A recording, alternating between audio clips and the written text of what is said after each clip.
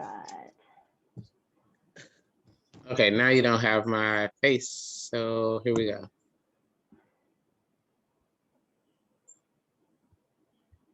Damn. Yeah, we are tech savvy. Can you see me real good? I don't know. I mean, I can. It's like backlit, so I can't see. Like your silhouette is pretty defined.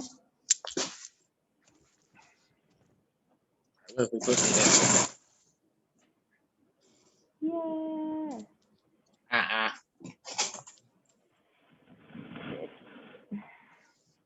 I was trying not to be in the sun. Yeah, I feel it. Damn. You're gonna be able to see me now. Yeah, that's a bit better. If you like turned the opposite direction, if that makes sense, you'd still be like maybe you'd be in the sun at that point though. If I turned the opposite direction? Yeah, if you just did like right where you were, but like turned around like that. But then you'd like turn the computer. I mean, I don't care. Like we can just run it. Yeah. Yeah. That's better. Yay. Oh my goodness. Yeah. How are you? I'm doing super well. I just want to thank you so much for reaching out and for your time and like willingness to drop into this little interview with me today. It's my pleasure. My pleasure. My apologies for taking so long. I was in the middle of some stuff. It is totally fine. I'm like on divine time and I'm working on cultivating patience. So thank you for helping me practice that. Dope. Yeah, but yeah, I'm doing super well. I just got back into the States after like over a year of being in Guatemala. And I believe it was you that was saying like, when it's time to come back, you'll know, kind of like don't trip on it too much. And sure enough, like it flowed, like I was able to flow back in so well, super like synchronistically, magically. And I just like held on to that little gem of like, oh yeah, when it's time, I'll know. And like, I did. So I want to say thank you for that as well. Yeah, let's thank God together. Yeah. Yeah. This is a little slice of heaven here. Yeah, where are you at? Alabama. All right. That is where my father's lineage came from. Okay. Yeah. In like short history, like Laverne, Alabama or something like that. Yeah. That's not far from here. Oh, whoa. Interesting. I don't think I've ever been, but I'd like to go there someday on like an ancestral walkabout deal. Do it.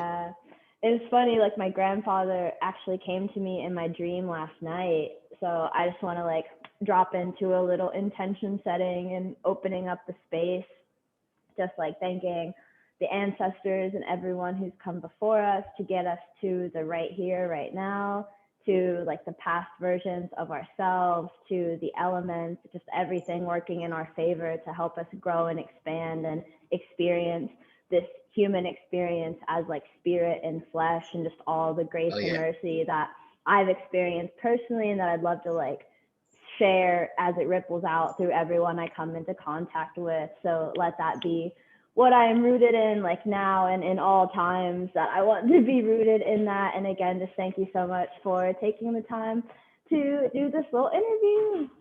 No problem. I hope you don't smoke. Mind if I smoke during the interview? You know I'm the saint. I don't care. Like, let it be blessing up the spirits. Like, let it be clearing the air. Like, let it be in service to our greatest and highest good. Yes, I do not mind at all. Like, I feel like I personally, I have a problem with people that have a problem with like spiritual people that want to smoke or drink or cuss or like do whatever, you know, like within reason, so to speak. But I lean like do the thing. There you go. Yeah. What you smoking on?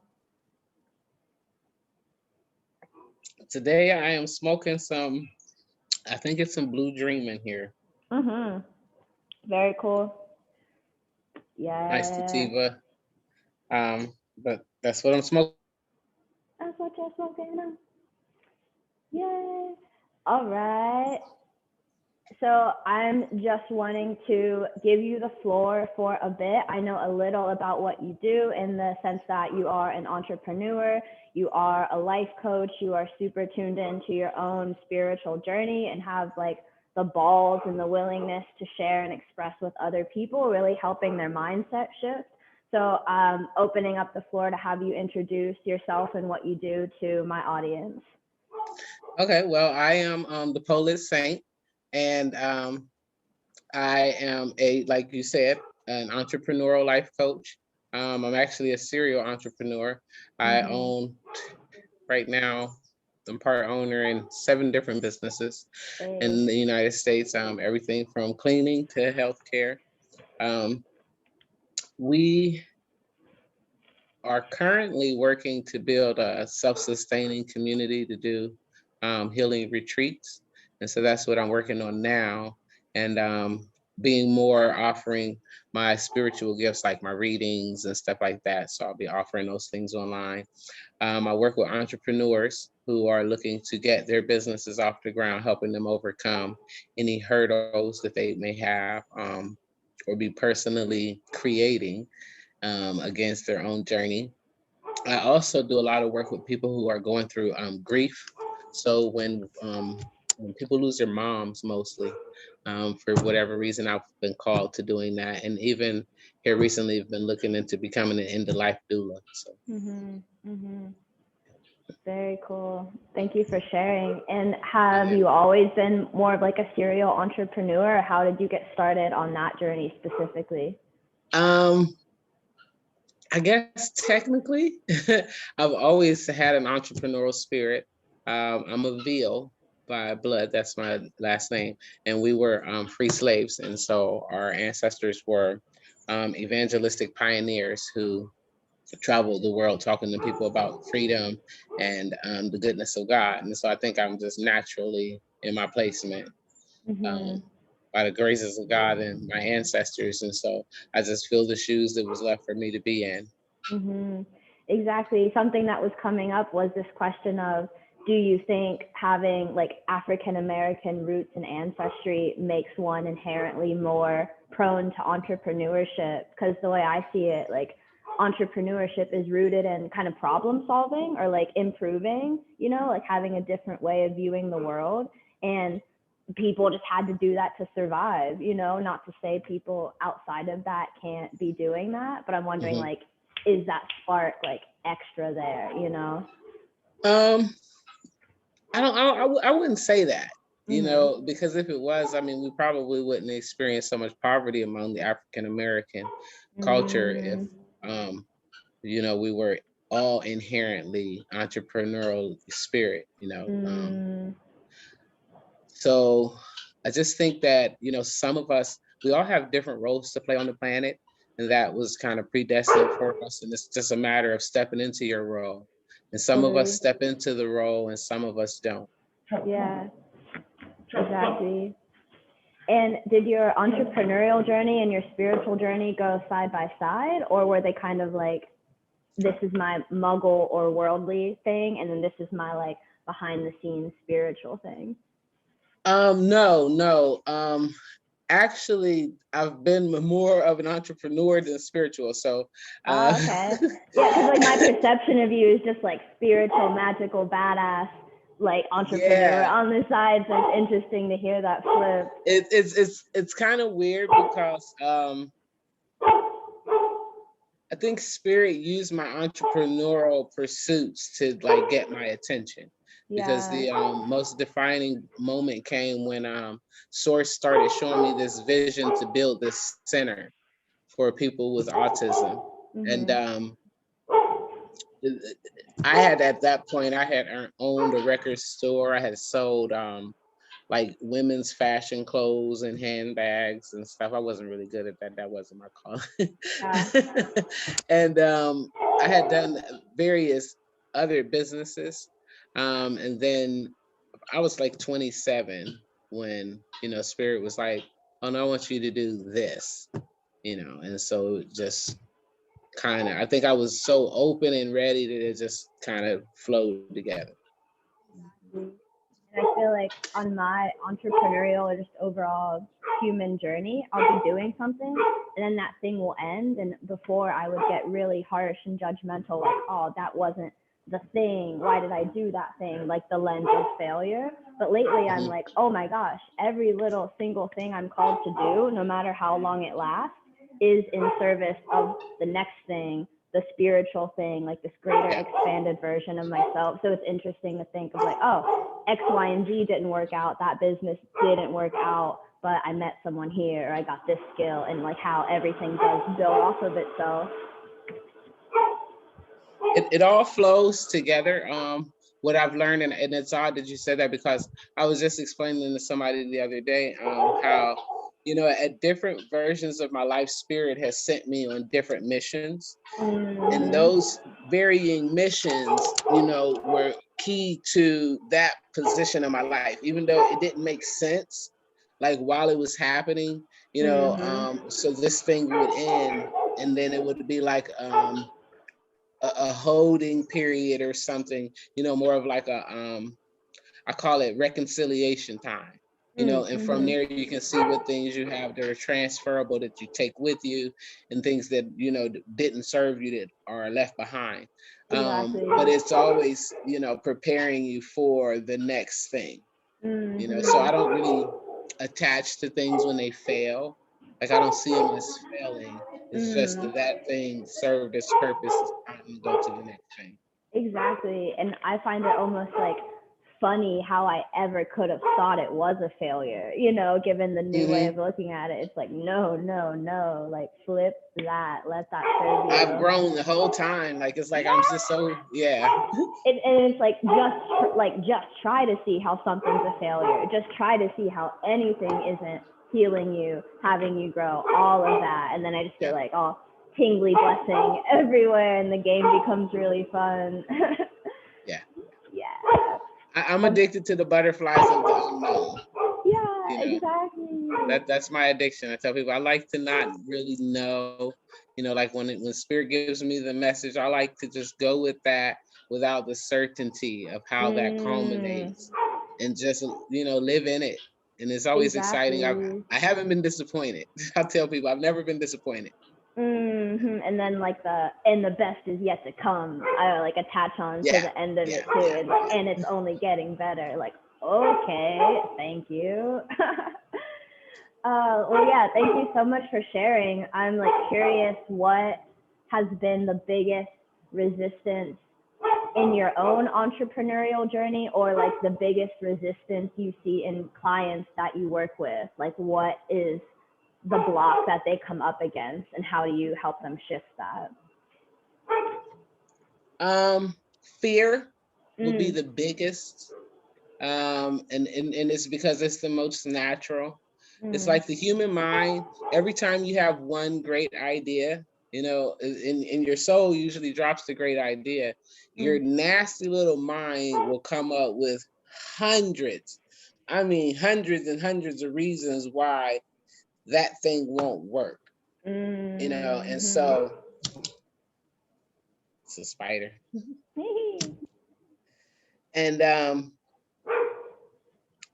when you see that, I always just tell people, no matter what comes in, focus. You have to develop the strength to just get like what I call tunnel vision. You only see the vision, because yes, there's going to be a million things that are going to come. And that's because fear is false evidence appearing real.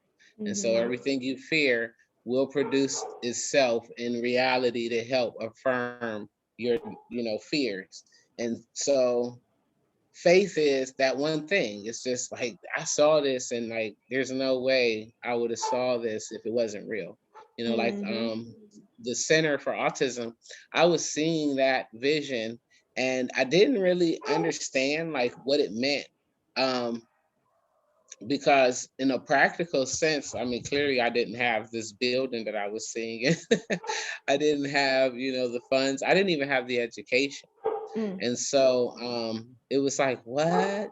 But I just was like dumb enough to stick focused on it, in spite of what my friends say. Don't care, listen what other people say. Don't listen to you, you know, and if you're not listening to you, you definitely don't listen to other people. Like, you just have to power drive into whatever the vision is. Yeah, and don't let nothing stop you. And so with my clients, I'm always challenging them to look at the fear and see it as the illusion it is, and then to use their power to transmutate that. Totally. Exactly. Yeah. Thank you for sharing. The listening to other people and like not doing that has been coming up for me, especially just looking at past self, current self, future self, just being like, why am I telling people what is my like soul spark of a bit, like that vision is for me to manifest my heart and soul, yada, yada, yada. And then battling or dealing with my own mind on top of that. I'm like, why am I listening to anyone, especially people that have no business or no concept of what I'm even trying to do? And it goes back to being like funny, like a haha, why would I have ever done that? And like a stronger will and determination to not do that. Lately, I've been practicing like once it's already done, then I might share it with someone if I want to, you know what I mean? But being like, ooh, for myself, that is a key distractor or like a diversion of energy that didn't need to go there. For me, I share, even though people don't get it. And I share because not for affirmation, not for acceptance, but to give energy to my own thing. Gotcha. And so it's just, hey, I'm going to do this. Most people, when you're talking, they think you're full of shit. They like, man, how are you going to do that? They have all of these impossibilities or their own fears. And so I've learned that most people won't affirm you.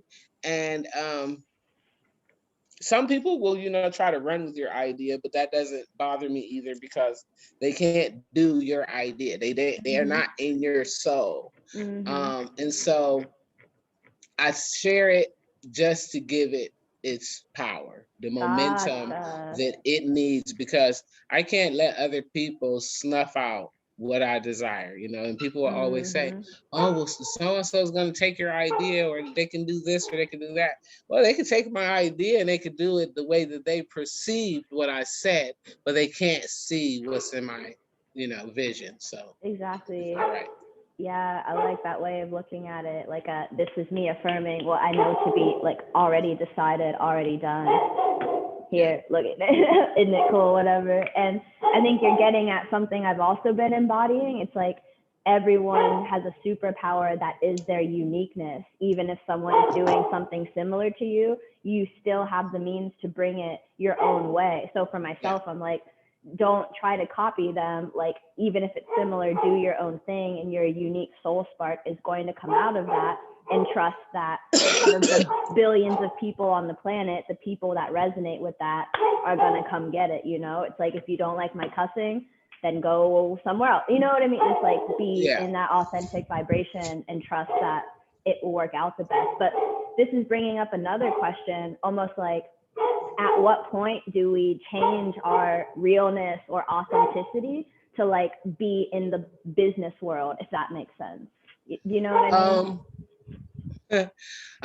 Like, you know what I mean? Never Ever. Never. For 12 years, I was the CEO of a Medicaid business. I work with people who have autism spectrum disorder. I had clients in the state of Ohio, over 3 counties, and obviously employees as well. And guess what? I would show up to work very often like this. Hey. And it would be funny, because sometimes I'm walking in and people look at you and they don't know what to expect, and then when I open my mouth, they're like, oh my God, like you're the smartest person in the room. But you look so like you don't give a shit. No, I look comfortable. Yeah. Okay, you guys look how you think professionalism is, but professionalism is a cultural mind state. And so, if we look at the music industry, you have artists wearing, three-piece suits with Jordans. That's like a total fashion clash. You know what I mean? That's like fashion trash. But they're seen as, and I'm not even really into fashion, but when I see this, I'm like, this just doesn't go together. It's like, but this is the new thing. So professionalism is your approach to your work. It's your work ethic. It's how you're getting things done. It's the intelligence and the knowledge that you bring to your particular field. I don't care how you're dressed. And I know a lot of people will say, you have to dress a certain way. Hey, like I said, for 12 years, I was the CEO, and that business, God had me start that business. God had me to close that business, all under instruction of source. And so in that, I never had to change who I was. And I always tell people do business with people, so your authentic you is what people want to do business with. They don't want to do business with your brand. They don't give a shit about your brand. There's 1,000 brands, but who are you? And we're moving more into an age where people are more connected to the souls of one another, and that's what's most important versus, being politically correct, which is why I'm the Polit Saint. I was just never politically correct, and so in short, never change who you are to fit into a room that needs you.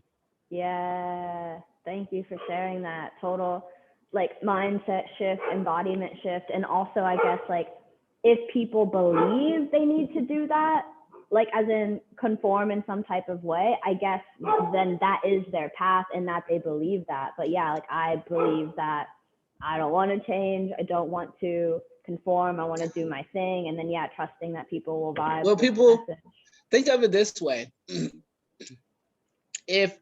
If you change, how you talk to fit into a room, when you get in that room, how comfortable are you? Not, you got Yeah, and so now you see, and so never compromise yourself to make other people comfortable. See? Because here's the thing, the people who are meant to do business with you, they don't give a damn what you look like. I have people tell me all the time, racism. Yeah. Hell, fuck. Listen, I walk into a room, rich white people, okay? Hey, I walk in there looking like me, being me. They love and respect and accept that, you see? But if I go in there and I'm being something other than myself, then guess what? They have white privilege. That's white supremacy. Oh, and then that's true. And then on the flip side, if they're in their white supremacy bubble where people are all conforming and all of that, on a subconscious level, they're probably craving that realness. They're like, thank you for showing me freedom, a mirror of authenticity. I want that, whether it's conscious or not. I feel that is in there for them, So it's white supremacy is just and others. White supremacy or white privilege is just as suppressing for white people as it is for Black people. Say that again, please. It definitely is. And that's hard to imagine, but I live out here in the country. And everybody's out here, white people, Black people. And guess what? They all wave at each other. They all say hi to each other. If something happens out here, if I get stuck or something, the white man's going to stop, the Black man's going to stop. They're all going to stop to help me. It doesn't, and so that's why, a lot of people who follow me know, I'll tell you, racism is an illusion. It's real if you realize it. Yeah. So if it's part of your, experience, then it's real. But for a person that's not experienced in that, like people say, oh man, I'm not going to Alabama, they're racist down there.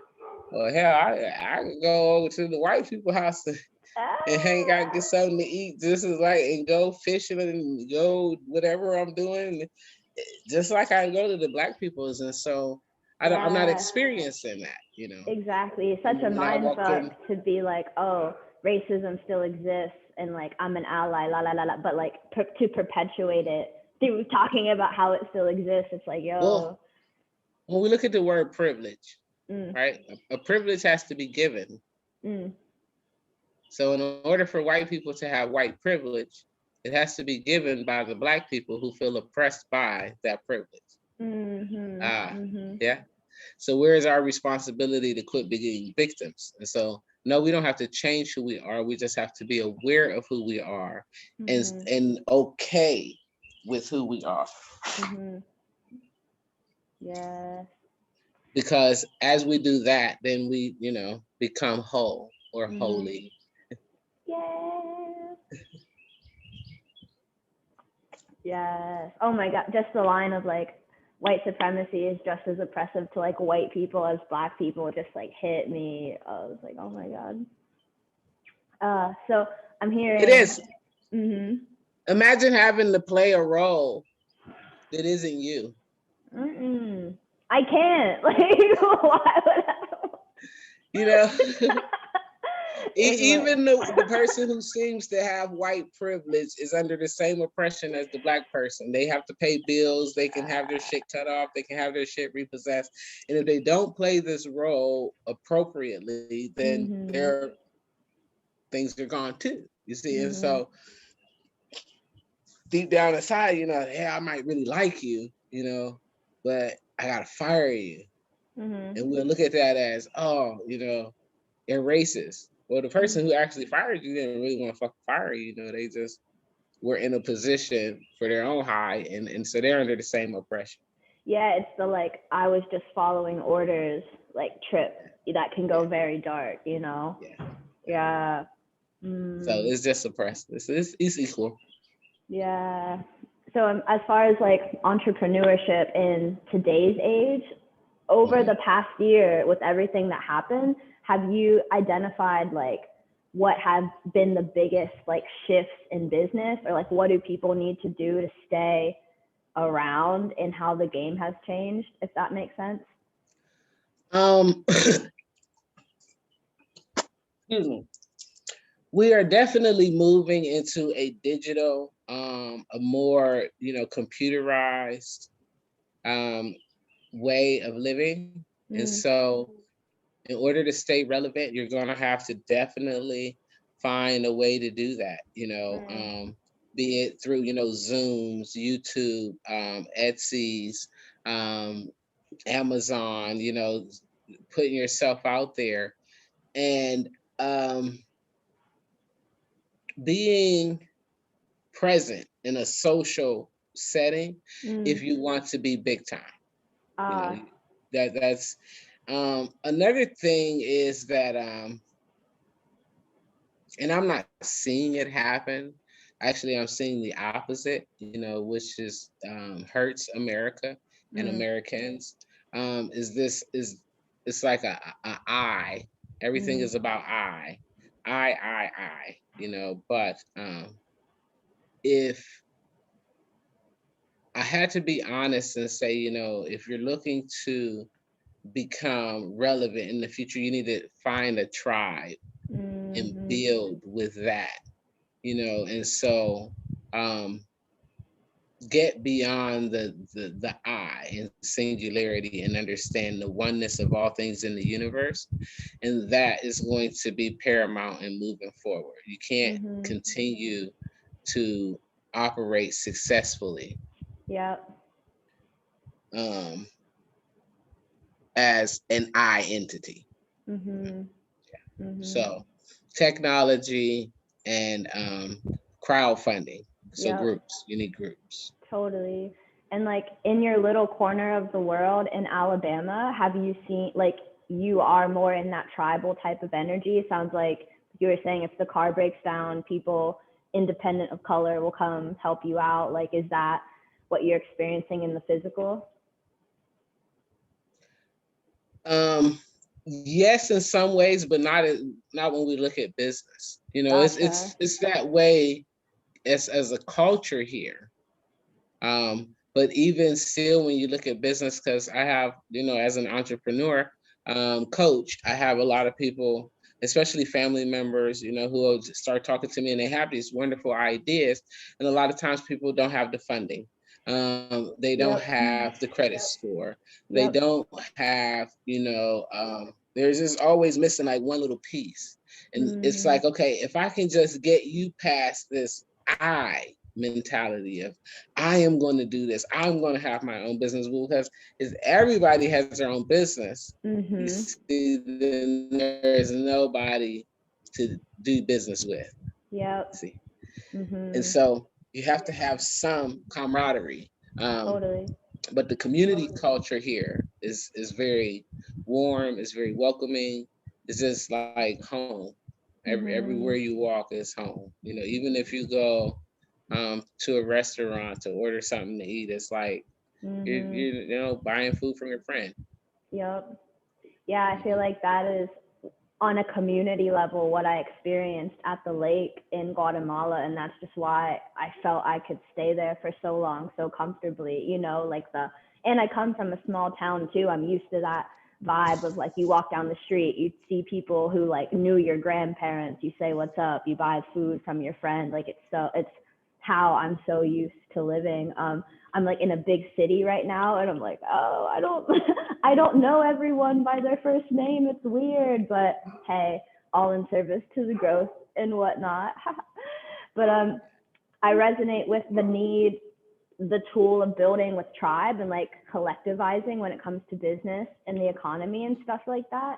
How if someone is like super rooted in the I, but they're open to building with other people, like how would you encourage that exchange to go? Um, I encourage people to find like-minded people. You know, for Yeah. me, one of the ways that I got started was volunteering. You know, I Ooh. did a lot of volunteering in my community and found ways to offer my help Mhm. versus looking for help. Like I've Eh. always been like really independent, and so I don't like ask things or ask Mhm. for things. And so one of the steps that I personally took was um, volunteering at other people's places, and then from there I was invited into other things, and you become part of, you Mhm. know, groups and collaborations that now you can find, you know, because a lot of times when we're looking at business, we're like, oh well, you know, I was talking to my friends, or I was talking to my cousin, I was talking to my sister, I was talking to my brother. Yeah, you could be talking to those people, but if their soul is not on the same mission as yours, you know, and now you're stuck to this is your tribe, these are your business partners, you know, then now you miss your opportunity.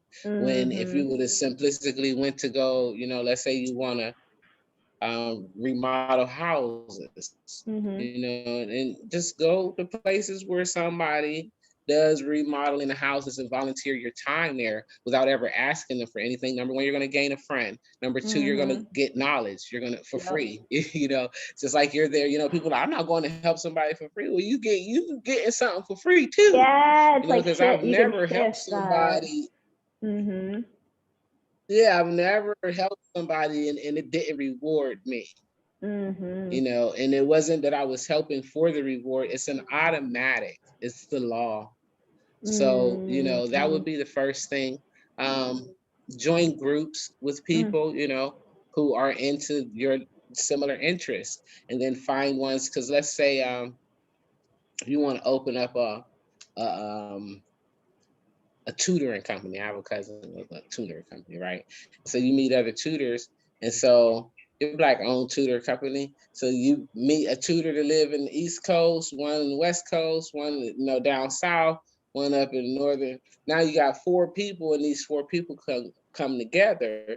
Now you have a Mhm. mega corporation. Mhm. You see, Yeah.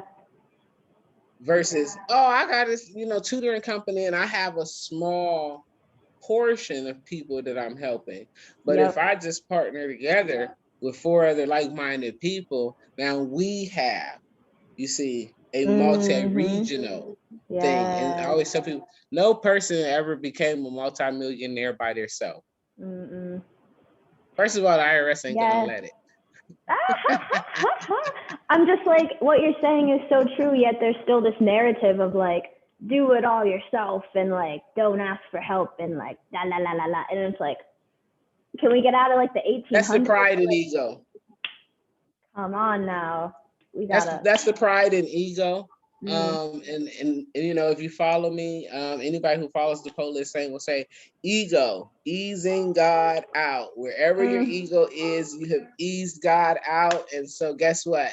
You're on your own. It's like, I got it from here, like a little. Yeah. It's like, okay, you do your thing. I love you. If you ease the source out, I mean, it's guaranteed not gonna work. So you might learn a little something, but it's gonna take you longer. Yeah, you'll be right back, you know, to start to redo it, Yeah, which is the beauty of this life, you know. Until we get it right, we just keep, you know, facing the same little lessons and same hurdles, and life gives us a chance to, you know, get those things right. totally. Yeah, and like what you're talking about as far as like the regional spread of the group, I think of, I call it like the oversoul network, to root into like the fact that it is spiritually aligned and like on this level that is beyond self as individual self, you know, it's like an Well, umbrella of the aligned other thing, to help the mission, the collective mission.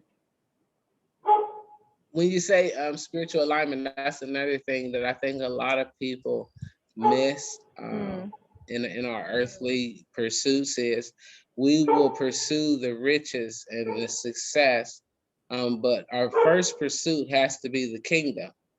And so when you are asking, you know, God, lead this thing for, you know, your will, and you're doing it to serve your soul.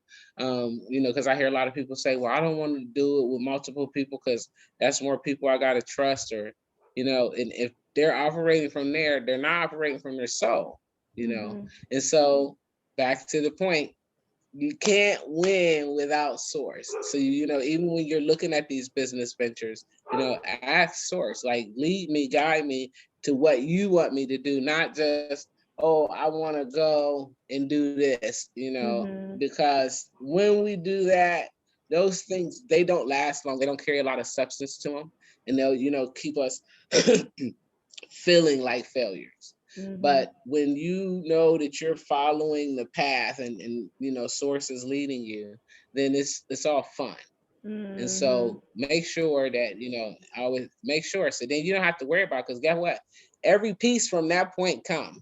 Mm-hmm. You know, that business partner that you need from, you know, and they just missing the little piece that you have, and now you guys can Mm-hmm. collaborate. And then there's peace and there's harmony. You don't have to have contention, and, you know, it's more cooperation than competition. Mm-hmm. Exactly. And I agree, it becomes more fun. And to me, I call it like a game, kind of, not to take away like some serious natures of the reality, but to root it in, I'm following source. Like it will all work out. This is fun. I'm having fun. And to let that lead. And then that attracts people. You know what I mean? Like that's not the point, but it's like the effect of the fact that I'm rooted in what is genuinely fun to me and like having me buzz. I'm like so grateful for that. Oh, something that was coming up that I wanted to ask you as far as fear. You know, we can think people are afraid of failure, afraid of what their family might think, all of these like negative or bad fears. I'm thinking though, sometimes people are afraid of success. They're afraid of really doing on this earth what their soul is Yes. calling them to do. It's like, you know what I mean? So how can people like deal with that? You know what I mean? Because the conscious mind can say, oh, I want this. Then the subconscious is like, I'm actually terrified to embody my soul's greatness on this earth for whatever reason. Um, that would be, I'm glad you brought me back there, right? Because that would be my second reason that I see with people, is a feeling of unworthiness, Ooh.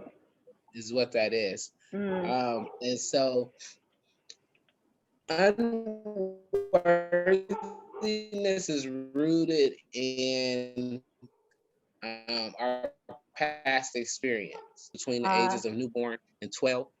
And so for those people, I do what's called cleaning out the cellar. Okay. Sessions where we uncover hidden things that a person has tucked away within their psyche, that doesn't feel good and doesn't serve them, that allows that to happen. So it's a matter of doing the dirty work.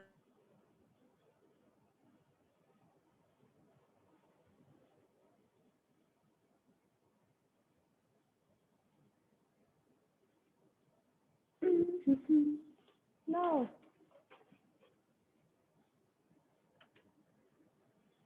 Your human experience is always more prevalent, and it's like, well, remember this and remember that, and you're not worthy, and so those things start to play in, and that can be very difficult to get beyond. Yep. Because depending on how long a person has dealt with the layers of that, it's some people, hey, I could do a few sessions with them and they're like off to the races. Yeah. Other people, it's like, they can be kind of trapped in there. And so that's an individualized thing. But I always tell people, find the way to uncover, what has made you feel unworthy. And then once you can get beyond that and, push those things out and then retrain the mind to worthiness. Yep. And would you say now you can accept, now you can flow? Totally. And people they're playing out unworthiness ultimately to protect themselves? Like, is that like they're acting off of past experiences? They're denying, say, a blessing, thinking it's protecting them. Does that make sense? Okay. Yes. Which is where I said, I did a video on it actually. There's a fine line between self-love and self-sabotage. That a lot of people don't recognize, and we'll say, oh, this is self-love, I'm doing this to protect myself. But if what you're doing to protect yourself is actually keeping yourself bound to a past experience or by a past experience, that is self-sabotage. And we got to call it what it is in order to get beyond it. We can't like fluff this shit around and think that we're going to heal it. So we have to be very careful and very aware of, am I responding based upon what I've reflected upon, which reflection is from the past, projection is the future. So neither one of them is present right here, and so if it's from back there, it's not serving you, and you have to do the work to let that shit go. And it's not easy work, but it's worth it. Completely. And so when you do that, you can get beyond the barriers of the self that keep you feeling, like a cynical failure, or like a lot of people say, oh man, I take one step forward, 10 steps back, and now it's really just, a matter of you're missing some pieces. And when you do the work, instead of becoming the victim, then you'll become the victor, and now you live this beautiful, magical life. Exactly. Yes. Thank you for sharing again. And I'm wondering, how do you deal with people that have those limiting beliefs and limiting narratives? So like in one case, you're coaching them, but like something that's been coming up for me and the people I'm working with, they're saying like, I'm struggling dealing with other people's limiting beliefs. And I'm like, ooh, that's a good point, because there's like the internal work. People can be like, I'm worthy, let me do this shadow work, even though it's hard. But then say another person is mirroring like victim narrative. So I'm like, okay, you can like ignore them, but hey, everything heals you. So like, how do you superpower transmute that while still holding space for their free will to be whatever they want to be, Well, I always say, if we have any connection to things outside of ourselves where they have an affect on us, then we ourselves haven't healed enough. Yeah. So just do more healing for you. You know, when other people come into your vortex and they are not resonating with what you're working towards, that is simplistically spirit's way of showing you where you are vibrationally. And so instead of trying to find ways to fix them, you have to be always focused on how to higher align you. Because when you become more aligned, those things have a harder time of coming into your vortex. You know, I just was telling one of my aunts, you know, some people will say, you know, Monica is so unapproachable.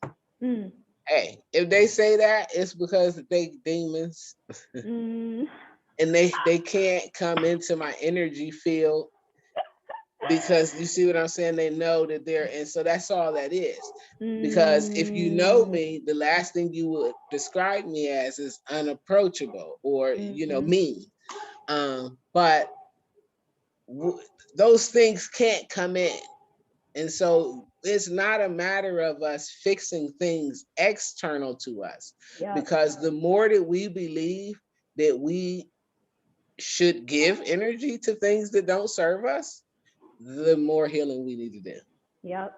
Because when we're healed, we understand that this is my experience and that's their experience.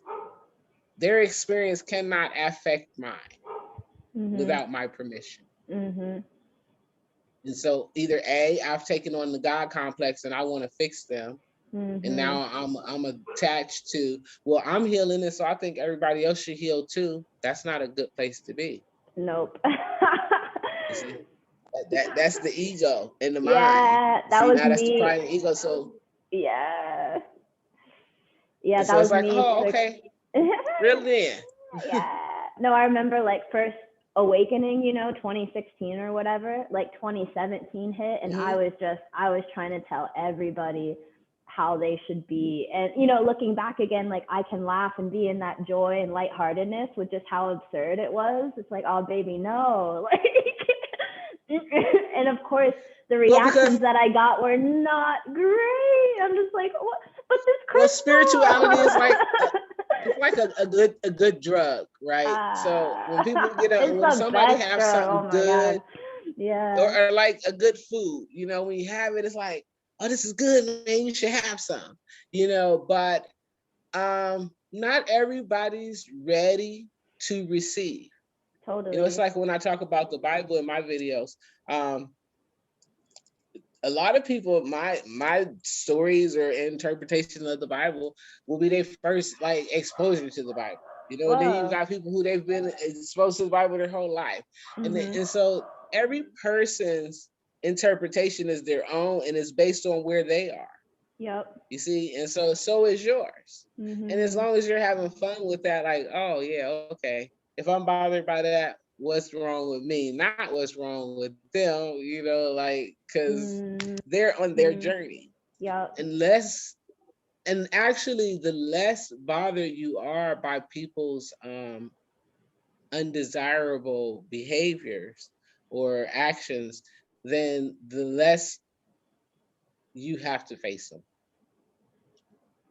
Exactly. So, but in the beginning, I think we're all like, hey man, listen, you know, it's like me. I was probably 15 when I started telling all my family, like, FEMA coming in, FEMA coming to get us on. I didn't even really understand what FEMA was. It just dropped into my spirit, right? And so you can imagine everybody like, the fuck? FEMA help people, you know? And I'm like, no, FEMA is no, but like go deeper. Yeah, and I'm like, yeah, and they're like, you're all deep and everything. And that's most of my ancestors like are elders. They're elders because they're still here on Earth. But they're like, you're just so deep, kid. You're just so deep. And I'm like, you're an old soul. No, I don't get that. They be like, you deep. Like you deep. Like where do you come up with this stuff? Like who gave me this stuff to even say right now? Like, Yeah. like it just came in my soul. My aunt asked me last night. She was like, "Was your mother like you?" This is my dad's sister. She's like, "Was your mother into this stuff?" Hell no, my mother thought I was a goddamn weirdo.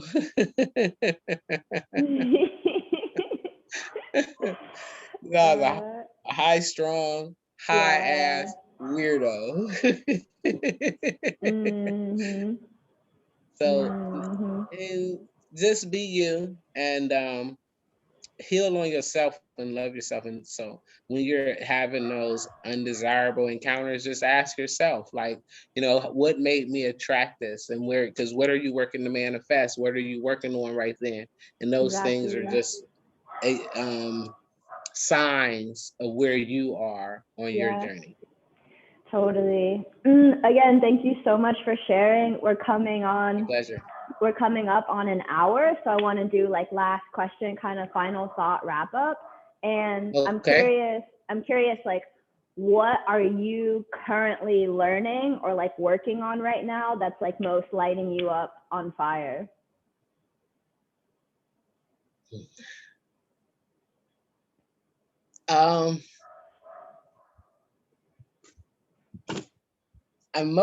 The thing that's most got me on fire right now is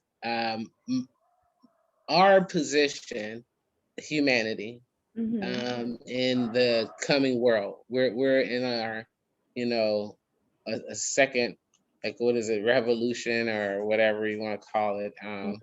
And I think that's like the thing that's got me most on fire. And what I'm learning is that it's not the first time it's ever happened. It's hopefully the last time.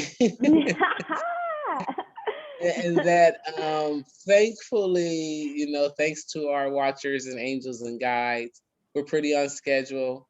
And most of us are playing our roles.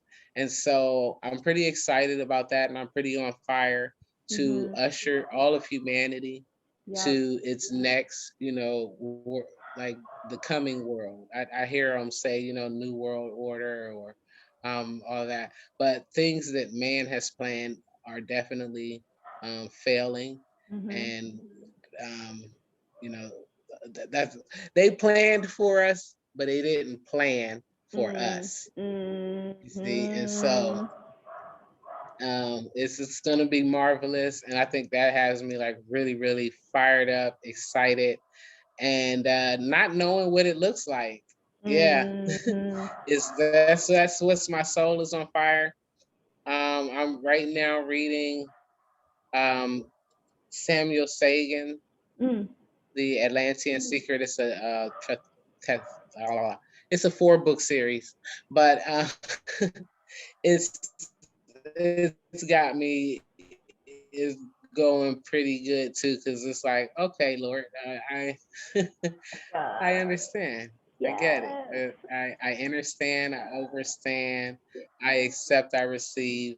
And so yeah, right now I'm pretty excited about that and what's going to happen for humanity. Yeah, So very cool. that's what got me on fire right now. Like I had a guy ask me the other day, he was talking about $1,400 stimulus, right? And I'm like, okay. And he looked at me, he was like, oh, you don't look like you're very concerned about it. And I'm like, I'm not. I'm like thinking about the big money. Like, we got big money coming. Like, yeah, no, for real. Yeah. So there's about to be a redistribution of wealth. And I'm really excited for the people who have been obedient to the will of God, and to the people who are going to be the recipients of the greatness that is definitely coming. So that's what I'm on fire about right now. Yeah, that's what I'm on fire. That's what I'm on fire about. And I'm learning that we're definitely winning this thing in a very practical way, a spiritual way. Yeah, more than they could ever imagine, more than we can even imagine. And so yeah, I'm on fire. That has me like souped up. And to know, yeah. and to know how I'm just worthy really we grateful. are to receive all of it, Yes. you know, like Yes. born worthy. Yeah. Yep. Well, the thing Oh, was, we were born worthy, but we had to choose. And for the people who had to choose, we had to choose through a lot. You know, a lot of adversity. Our friends not understanding, our family not understanding, our communities not understanding, the church is not understanding. It's like a lot of non-support, but to be obedient through it all, and believe me, the reward is coming, and it's going to be great, just like in the days of Noah. You know, God never forgot Noah. And so we're headed to a beautiful time for the human race and species, and I'm excited. Yeah, all around, like in a weird way too. Like, so I just kind of just like watching on all the levels, like just be still and chilling. Like, yeah. Well, no, because I've gotten past that myself on my journey. To where it's just like I'm just really chill with everything. You know, my mate said I'm like easy like Sunday morning. You know, that's just kind of my attitude to everything. Because I've seen it, you know, and so I'm just waiting and having fun in the meantime, in between time, doing my work, spreading the message, you know, keeping people's faith up, keeping people encouraged as much as I can, and that's how. Because it's about to be. I don't know. Can you really see me on here? I can't see me, but I hope y'all can see me. Listen, this is about to be.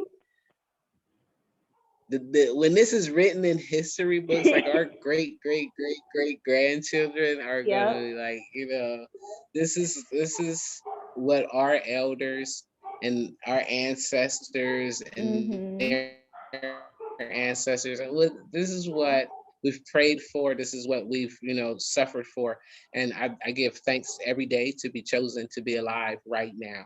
You know, because we are powerful. And we're definitely about to usher in the coming world, and so it's gonna be magnificent. Hey, yes. And so where can people find you online, or if they want to book a coaching session or connect with one of your many pursuits? You can find me at the Healing Nest. So for like most of my products, the Healing Nest, I sell the wellness pendants, which, you know, increase focus, vitality. They help with meditating, staying energized, and all that good stuff. And then that's www.thehealingnest2020.com. That's our website. And on social media, I really only pay attention to Facebook. I'm kind of terrible at this, but I'm working on starting a YouTube channel. That's what I'm just put together a YouTube channel. And so I'm Polit Saint, PolitSaint. That's one word across all platforms. That's Snapchat, Facebook, Instagram, YouTube. It's the Polit Saint, and you can find me there. You can message me, and you'll get something set up with me. Always. So I'm not very tech savvy right now, so that's one of the things I'm working on, is moving myself into the tech age. So. Exactly.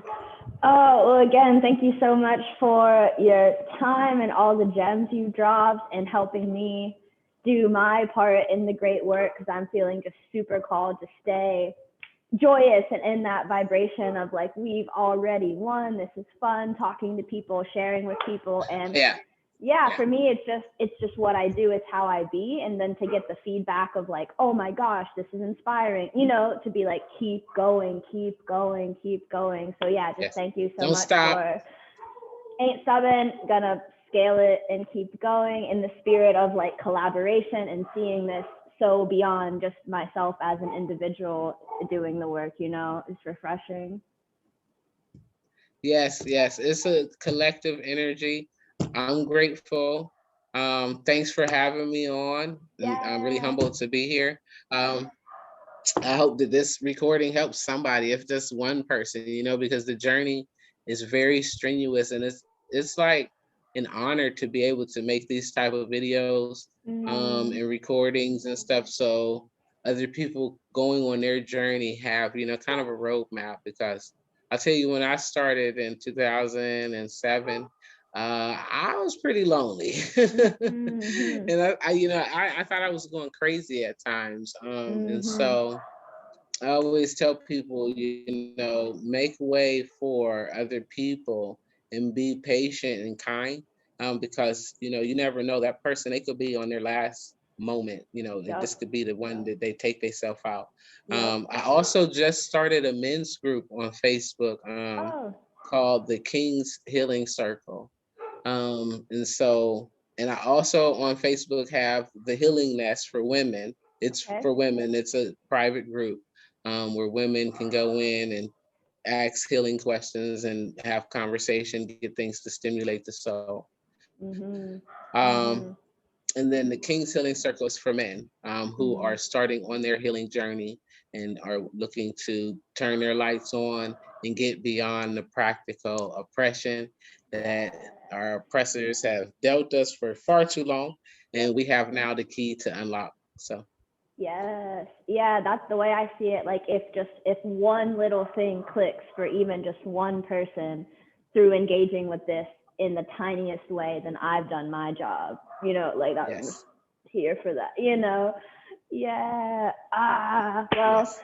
excellent. I'm going to take this energy and go forth in the rest of my day. Again, thank you so much. And I hope you have an awesome rest of your day. I'm going to do my thing and figure out how to get this downloaded somewhere, do it all. But yeah, definitely send that to you once I figure that out. I'm on my own tech journey. So we're learning. And just shout out to anyone who's learning something and they have no clue what they're doing. I'm talking to myself, and anyway. keep going, do it awful and get just a little better. Just do it. Yeah. Well, peace and wellness to you. Peace and wellness to your audience. It was a pleasure being here. I thank you. Namaste. And stay cool, stay high vibing, and sprinkle it everywhere, darling. Hey, thank you so much. I'll talk to you soon. Be well, be well. We'll be. Yay.